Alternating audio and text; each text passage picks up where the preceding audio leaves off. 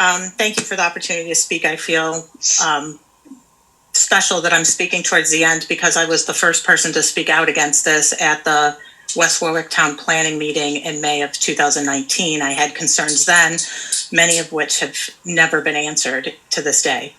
I live across the street from 1600 Division Road, where this site is, which is a light industrial area. It's one building. It is not an industrial park as it's made out to be by some people who are trying to sell this as a safe area for this to be built. I want to point out, I've kind of rewritten what I've wanted to say during this because so many of you have done such a great job voicing concerns about this. The 70 tons of waste that they're proposing is only the first phase of what they would like to do. So the permit that is being questioned is for the 70 tons, but that's the first phase. I'm very concerned about the fact that interstate waste is going to be coming up 95 or down 95, whichever way you want to look at it. And it's going to be accepted at this facility, but it is not allowed to come from out of state to go to the landfill because we don't accept out of state waste at the landfill.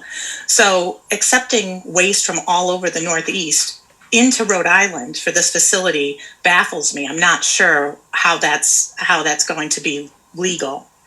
When Mr. Campanella spoke earlier, he said that he guaranteed safety of this project, that he guarantees safety. There is no possible way that you can guarantee safety with an unproven technology. It's never been used for medical waste, not to mention the fact that accidents happen at facilities manned by human beings.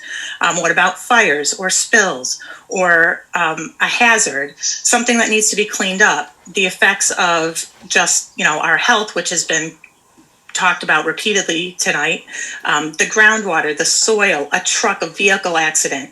What training are the workers in this facility going to have? What safety checks are being done?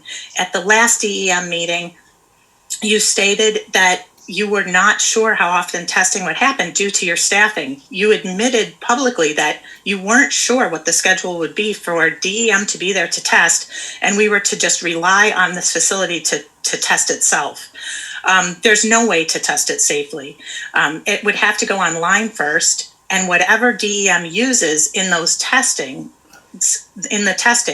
would not necessarily be what's coming in. They're going to take in material and they don't even know what's in it. They've admitted they have no idea. Every day they could be burning something different. Every box could contain something different. They keep saying that there's a list of banned materials that will not be accepted. How will they know? They won't know because they're not looking at those boxes. They're shredding them and then they're burning them. I'm really unsure, and I have no scientific background of how you would test something when you have no idea what it's going to accept and what is going to be there. There's no way the statistics stated previously saying the emissions were going to be this percentage of this and under this percentage of that. How would they know? They could never know because Tuesday could be different than Friday. Mr. Campanella stresses these jobs and he claims he's going to create these jobs, but at what cost? I'm not opposed to new businesses in West Warwick. I own a business in West Warwick. My business is on Main Street in West Warwick. But at what expense? There's no way that 30 jobs or whatever they're going to tell you that they're creating is going to have any impact on the tax base in West Warwick. He's quoting that he's going to spend $4 million in taxes over the next 10 years. I challenge that because what is he paying in taxes? He doesn't own that building. He's going to pay West Warwick the same way every other business does based on what they have in his facility, what he owns. I highly doubt that that's going to amount to $400,000 a year. For those attending this meeting who don't live in Rhode Island, you're solely here because you're an investor. In my opinion, you don't carry any weight. You're using our state to make a personal profit.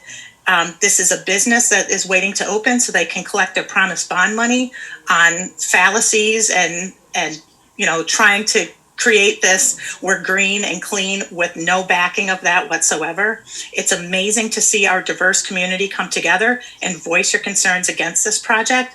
I encourage you to continue to send letters and all of these things to DEM, anything you stated here tonight. And I appreciate you telling your friends and neighbors. Thank you so much.